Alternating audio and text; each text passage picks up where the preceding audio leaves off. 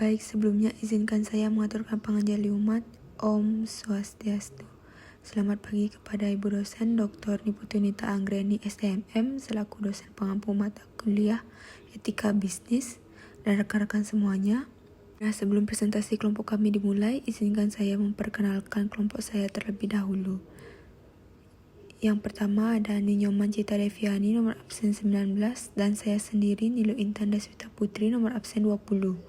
Adapun subtopik pembahasan yang akan kelompok kami bahas yaitu yang pertama arti etika utilitarianisme, yang kedua nilai positif etika utilitarianisme, yang ketiga kriteria dan prinsip etika utilitarianisme, yang keempat implementasi prinsip etika utilitarianisme, yang kelima ada studi kasus, dan yang terakhir review jurnal. Adapun materi yang pertama akan dibawakan oleh saya sendiri.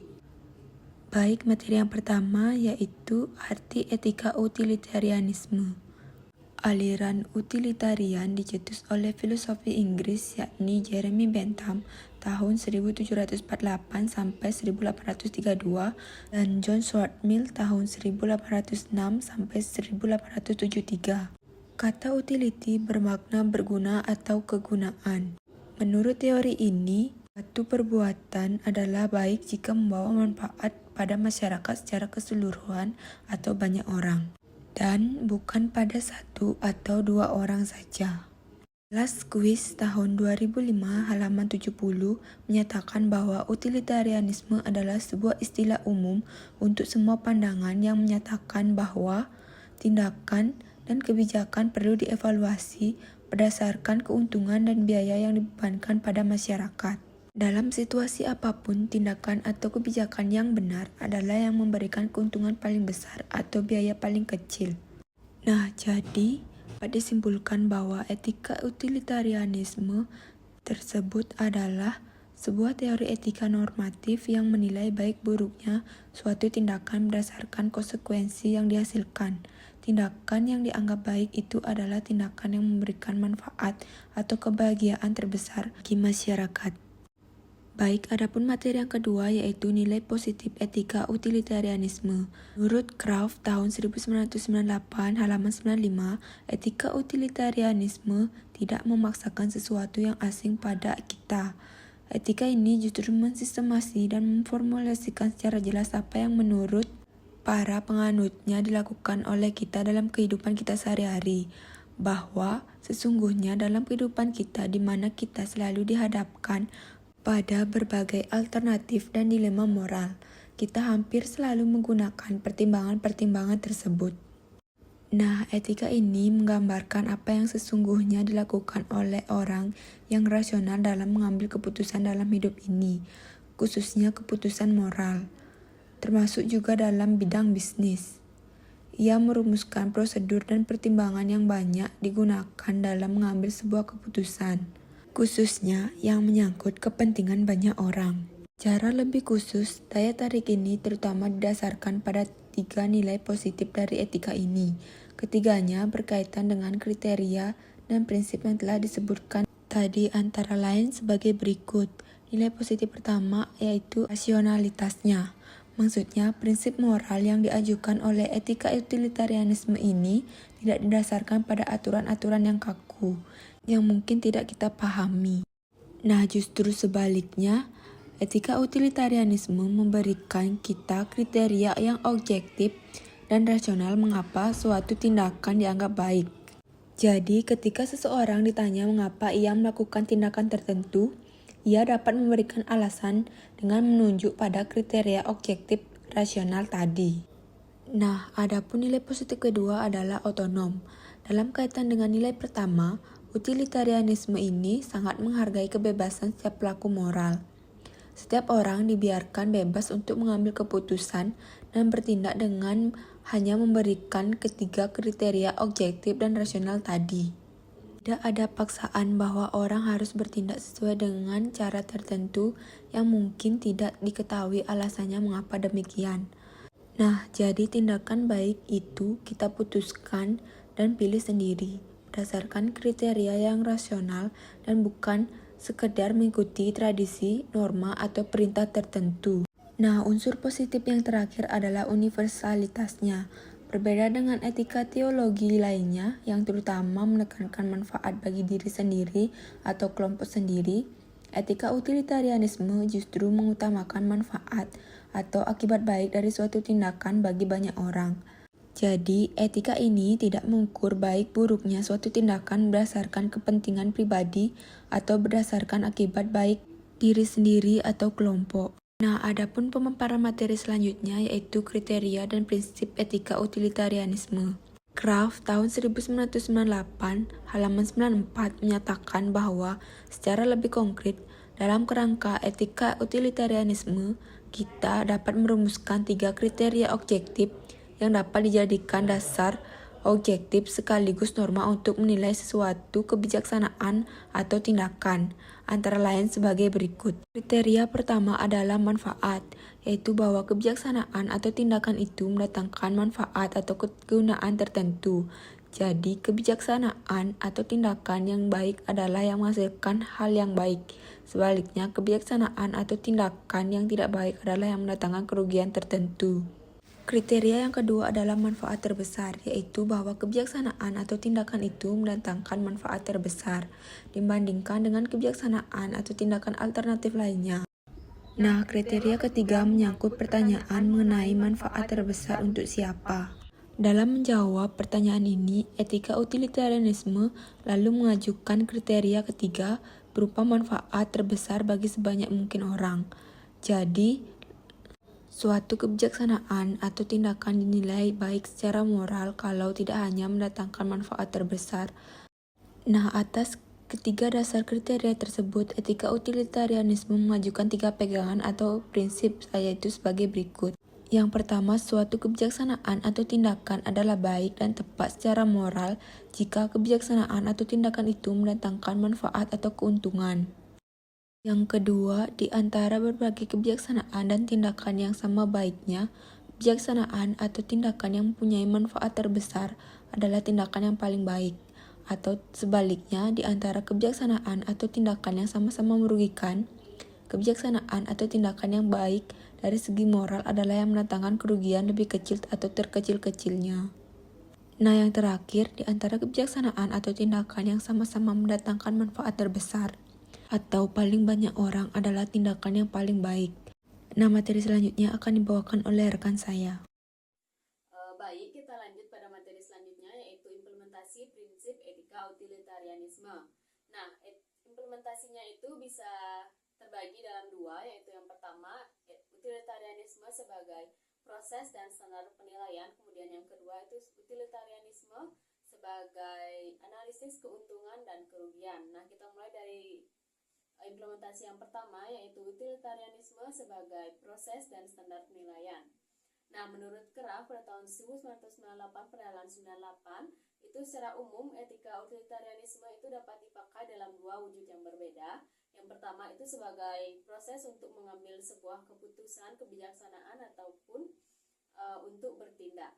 Nah, sesuai dengan namanya itu etika utilitarianisme ini ketiga prinsipnya itu digunakan sebagai dasar atau pedoman dalam mengambil sebuah keputusan kebijaksanaan ataupun tindakan.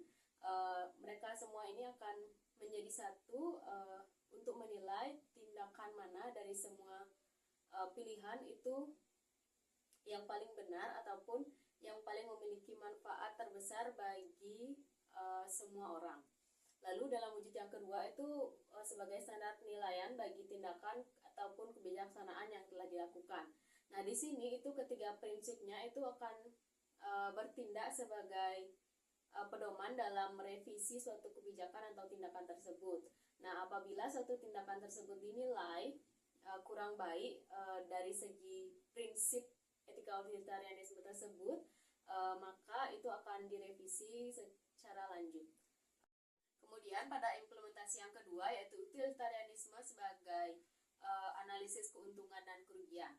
Nah, menurut Kraft pada tahun 1998 pada halaman 99 itu sebagaimana telah disinggung, etika utilitarianisme itu sangat cocok dan sering dipakai untuk membuat perencanaan dan evaluasi bagi tindakan atau kebijaksanaan yang berkaitan dengan kepentingan banyak orang. Nah, banyak dipakai secara sadar atau tidak dalam berbagai kebijaksanaan politik, sosial, ekonomi, dan semacamnya yang menyangkut kepentingan umum banyak orang. Baik, selanjutnya kita lanjut pada studi kasus pada PT Pertamina Patraniaga. Nah, PT Pertamina Patraniaga ini itu adalah anak perusahaan dari Pertamina yang bergerak di bidang perdagangan dalam minyak bumi. Nah, hingga akhir tahun 2020, itu perusahaan ini itu memiliki 8 kantor regional dan mengelola puluhan depot minyak milik Pertamina yang tersebar di seantero Indonesia. Nah, PT Pertamina Patraniaga ini itu memproduksi dan mendistribusikan berbagai produk energi itu seperti BBM, LPG, pelumas, dan petrokimia. Nah, kasus korupsi ini itu berawal dari Kejaksaan Agung yang merilis nominal kerugian negara akibat korupsi yang dilakukan oleh PT Pertamina Patraniaga senilai 193,7 triliun untuk tahun 2023 saja. Nah, hal ini itu membuat masyarakat geram atas tindakan para oknum yang terlibat dan menjadi tersangka tersebut. Nah, aksi korupsi tersebut bukan hanya sekedar isu Pertalite dijadikan Pertamax saja, akan tetapi aksi korupsi ini itu telah dimufakati bersama oleh para pihak yang tidak bertanggung jawab dengan menyalahgunakan wewenang mereka. Nah, kejahatan korupsi yang dilakukan petinggi PT Pertamina ini berawal dari pemufakatan jahat agar bisa melakukan impor. Nah, padahal di periode 2018 sampai 2023 tersebut, itu Pertamina wajib mengutamakan pasokan minyak bumi dalam negeri daripada melakukan impor. Nah, hal ini itu berdasarkan pasal 2 dan pasal 3 Permen ESDM 42 tahun 2018. Nah, namun yang dilakukan para tersangka itu malah sebaliknya. Mereka melakukan rapat notulensi agar produksi kilang minyak itu dapat diturunkan sehingga pasokan minyak bumi dalam negeri tidak terserap sepenuhnya.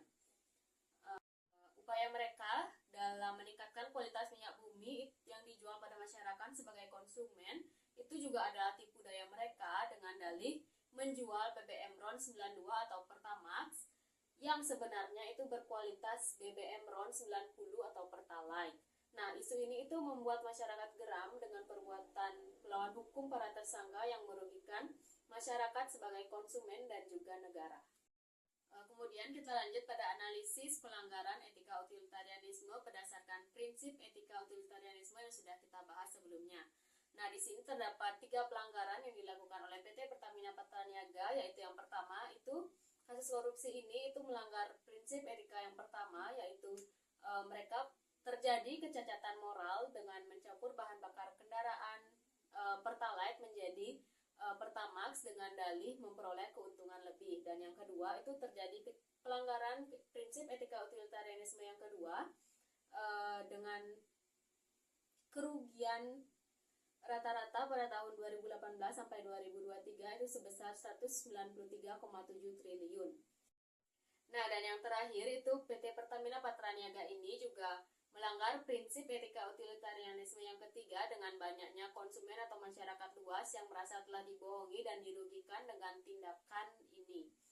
Nah, karena jika RON tidak sesuai dengan cetakan mesin atau rekomendasi pabrik dari pembuat kendaraan tersebut, itu maka akan terjadi detonasi yang akan menyebabkan daya berkurang, konsumsi bahan bakar yang meningkat, lalu kerusakan mesin dan emisi gas buang yang meningkat.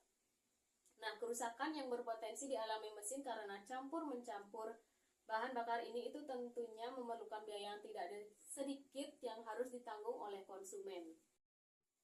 Baik, kita sampai pada materi selanjutnya yaitu review jurnal. Nah, terdapat beberapa jurnal yang membahas mengenai etika utilitarianisme, diantaranya yang pertama itu dari Siregar dan kawan-kawan pada tahun 2021 dengan judul Pemahaman Etika dan Komitmen Mahasiswa untuk Tidak Korupsi dengan Pendekatan Utilitarianisme Teori. Nah, adapun variabel bebas dalam artikel ini yaitu pemahaman etika profesi dan pemahaman etika bisnis, lalu variabel berikutnya itu adalah komitmen mahasiswa untuk tidak korupsi. Nah, hasil penelitian itu menunjukkan bahwa variabel pemahaman etika bisnis berpengaruh signifikan terhadap komitmen mahasiswa untuk tidak korupsi. Lalu pada variabel pemahaman etika profesi itu bernilai sangat signifikan terhadap mahasiswa untuk tidak korupsi. Nah, ini berarti itu semakin tinggi pemahaman etika bisnis dan juga profesi, maka semakin tinggi komitmen mahasiswa untuk tidak melakukan korupsi. Dengan demikian, itu dapat disimpulkan bahwa utilitarianisme teori sebagai gerean teori itu didukung sepenuhnya dengan penelitian ini. Kita lanjut pada penelitian yang kedua, itu dari Chang et al. Pada tahun 2022 dengan judul Utilitarian dan atau Hedonic Shopping Motivasi Konsumen untuk Membeli di Toko-Toko Pintar. Adapun variabel bebasnya itu ada perceived of use, kemudian utilitarian motivation, lalu hedonic shopping motivation, dan juga variabel terikatnya itu purchase intention. Nah, hasil penelitian itu menunjukkan bahwa kemudahan penggunaan dan juga variabel motivasi utilitarian itu bernilai signifikan terhadap niat pembelian. Nah, lalu pada variabel motivasi hedonik itu dinilai sangat signifikan terhadap niat pembelian. Oke, kita lanjut pada jurnal yang terakhir dari Indrawati dan kawan-kawan pada tahun 2022 dengan judul Utilitarian, Hedonik, dan Motivasi Harga Diri dalam Belanja Online. Adapun variabel bebasnya yaitu motivasi utilitarian, motivasi hedonik, dan juga harga diri. Lalu variabel terikatnya itu perilaku belanja online, dan variabel mediasi itu belanja impulsif dan niat belanja. Hasil penelitian itu menunjukkan bahwa variabel motivasi utilitarian berpengaruh positif terhadap variabel perilaku belanja online melalui niat belanja. Lalu itu variabel motivasi hedonik juga memiliki pengaruh positif terhadap variabel perilaku belanja online, tetapi melalui variabel belanja impulsif. Kemudian itu variabel harga diri itu memiliki pengaruh positif terhadap variabel belanja impulsif. Kemudian variabel belanja impulsif sendiri itu memiliki pengaruh positif terhadap variabel belanja online melalui niat belanja. Dan pemaparan materi dari saya, presentasi saya kembalikan kepada moderator.